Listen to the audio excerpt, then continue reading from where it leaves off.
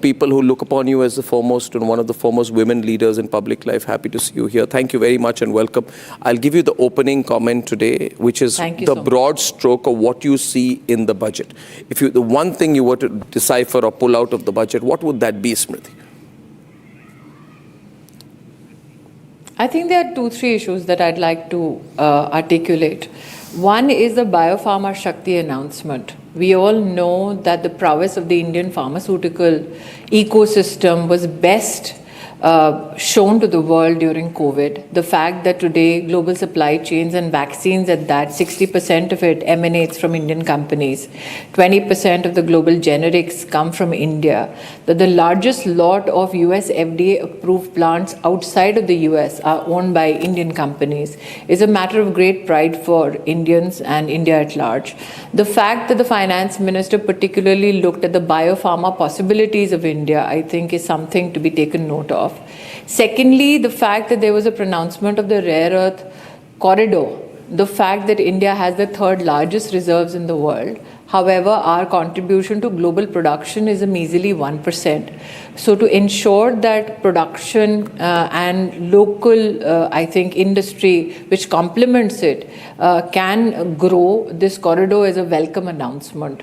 Electronics manufacturing is something that we in India have celebrated, seeing how much export growth we have seen in that one segment.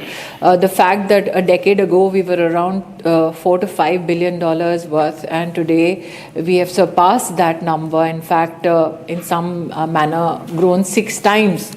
That particular sector has seen that promise, and today's announcement actually bolsters the prospect for that sector in our economy. As a woman, I'm extremely proud that 10 crore women today in self-help groups create a rural economy or grassroots economy worth $37 billion annually. And the She Mart announcement, again, is something that I welcome. As a mother, I welcome the fact that today the finance minister found in that budget speech of her the space for girls' hostel in every district in STEM institutions. We have to recognize that 43% of STEM graduates in our country today are women. We have to recognize that when the government brought about a credit scheme which can make women at least enthuse them enough to take their credit scores across the country, saw women doing PhDs go up by 99%. So it is those interventions that have really gladdened my heart. As somebody who has served in the textile ministry, I was extremely pleased to see the announcements with regards to technical textile. And Arnab, I think you've been one of the witnesses of the India PPE production story, where India never had an HSN code for technical textiles as a segment. Prime Minister Modi led that and ensured that we had HSN codes. 2024, I think the exports were worth $3 billion. There's a projection in that in the next 3 years, it will go up to $10 billion. So for technical textiles to find a mention in the speech, as much as handloom and handicraft, I think that balance is also something that I welcome. Yeah. Well, I mean, the budget did put a spotlight on textiles. You've been a very successful textile minister, and this time they spoke about cluster modernization, budget textile parks, Samarth 2.0, etc. And this will genuinely help. I agree with you on that.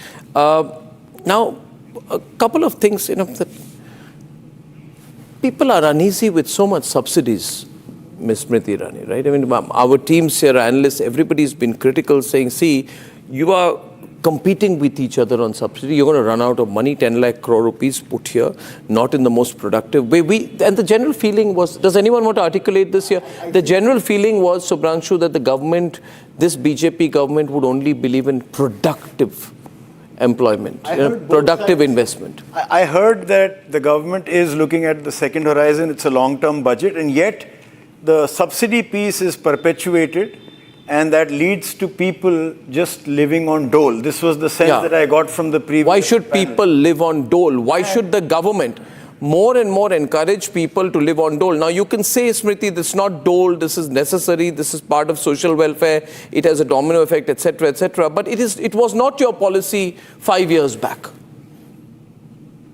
But equally that... No, let her respond. Yeah. I think that dole or Yes, I think that when you talk about a subject like dole, one has to be pragmatic enough to recognize. For instance, if Prime Minister Modi had not extended the food security blanket onwards to the poorest of the poor in the country, just the budgetary impact, the negative impact of it, would have been something which would have economically become a challenge for all segments of our country.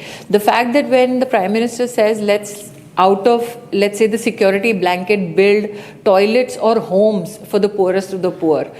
Let alone, if I just take the segment of sanitation.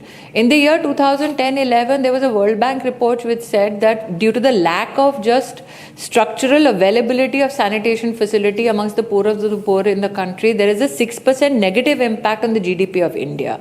So when you look at that balance, it is not dole, it is actually providing infrastructural support or life system support to a part of our population which gives rise to many and other economic activities. For instance, when we look at the self-help group model that I spoke about right now, if you look at Prime Minister Modi's economic largesse, that is how you want to define it, over 8 lakh crore rupees flew to these self-help groups over the last decade under Prime Minister Modi's leadership. But look at the NPA of all these women-owned ecosystems. It's less than 2%. So these women have shown fiscal discipline. Ours is one of the rarest of the rare countries in the world which has created affirmative action in public procurement through GEM, where there is a 3% available ecosystem for women-owned businesses to become a part of the government supply chain. Now that is not because it's a largesse or a dole, that is to support women-owned businesses that have shown fiscal prudence. So today when the government talks about a she-mart, it is not a dole, it is to provide a very, very comprehensive or but that's one example. Market ecosystem. That's one example. There could be many examples. There could be many examples. Even in the rural economy, Arnab. Pardon me? So let's say today if the government says handcraft, if the government wants to help artisans, there are many schemes where the government reaches out to artisans in the poor of the poor segments and works with them. In the COVID era, we saw 1 lakh crore. No, what about money being put directly in the pockets of people before an election? You say 2,000 rupees, 6,000 rupees in the pockets of women in a certain category, in a certain age group. That's not productive employment at all. That's direct cash transfer. So if you look at the numbers from FMCG companies, Arnab, if you look at numbers from FMCG companies and the response of the rural economy and the spend by women in self-care product, there is a fillip given in that vertical as well. So it is showing economic dividends for corporate India as well. No. Before elections, giving 10,000 rupees, if Smriti ji is saying is showing cascading impact on FMCG consumption, I think that is not the model. That is pure bribing. Because anything she-mart we are not questioning, we are not questioning the SSGs, we are not questioning anything that's done for artisans. But giving 10,000 rupees just before the election and saying that is increasing FMCG consumption is not an argument I would like to buy. Okay, one. See, one. This is 10,000 seed money. Ms. Irani. Sir, allow me. 10,000 rupees as seed money to self-help groups is not bribery. And to say that women voters in this country can be bought off by 10,000 rupees, I think is a great insult to their not only mental faculties, but also them as citizens standalone who take political decisions not because somebody gave 10,000 rupees in a bank account. No. Okay, we'll allow. It is seed money given, so I would like you to reposition yourself on that particular announcement. Madam, don't be stuck on one point out here. The question here is that look at the broader picture. You want to corner Smriti entirely on this. It's not fair. This is one point being made. I think you made your point and she's made hers quite firmly. Can I move on to other points out here? You see, the big issue is, and you've been traveling globally a lot. Since the 2024 general election, you've not been in the cabinet, but you've been representing India differently in various forums globally. Are we prepared for a world, Ms. Irani, where no global supply chain may be guaranteed to us in the sense that we have no permanent friends anymore, right? In a world of shifting alliances, the biggest vulnerability of India is that we cannot depend on any global supply chain to be there on our side in the event of a crisis. So are we prepared enough for that? And I was looking at today's decisions on data, defense, nuclear, biopharma, logistics. I thought there is some pattern that's developing out here. That we are beginning to say, or maybe Prime Minister Modi has sat in a room. I think the rare earth corridor Yes, please. Yeah, you want to. is one of the greatest indications of the same. Please elaborate. Yes, please elaborate. That we are the largest consumption market,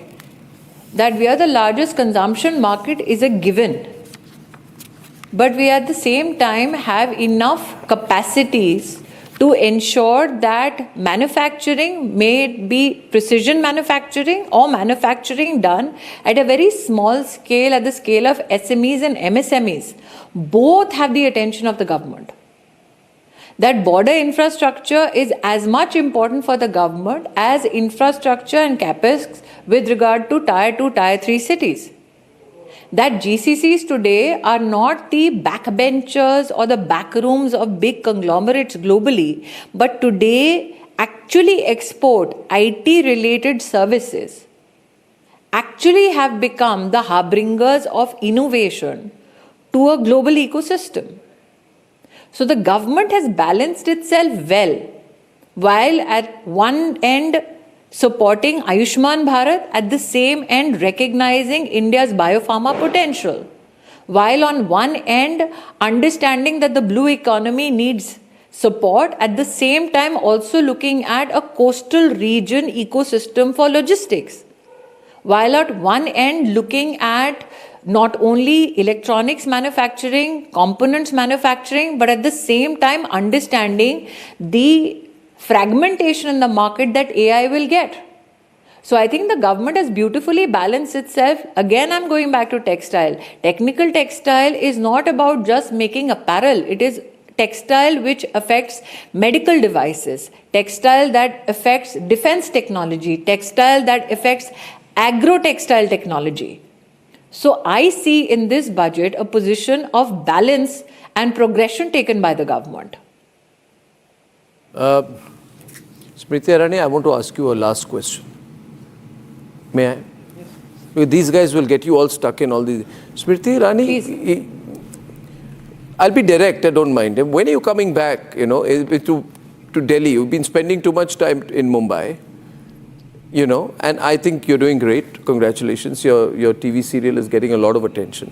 But when people hear you speak, some will say they miss you, right? You should be in government. You agree? I don't want to be too subtle about it. Am I being too subtle about it? Should I be more cagey about this? Am I all right? Am I asking it straight? Yeah? What's the need to be so subtle? No, I don't want to be subtle. I'm just trying to be polite. As a parting note, I'll only say this, Arnab. Don't give me an AI answer, please, Smriti. I've had enough of AI discussion today. No, I'm not. I am not. On a parting note, I'll only say this. If you're on Republic prime time, are you ever gone? No. You're relevant, hence you're on Republic. Yes, she's relevant. So thank you for the conversation. You are very much relevant, and we've loved talking to you. We've loved talking to you. Maybe, yeah. We'll take the conversation offline. Thank you very much, Smriti Irani. It's been great. And while that's been happening, we all know the news, right? We thank Smriti.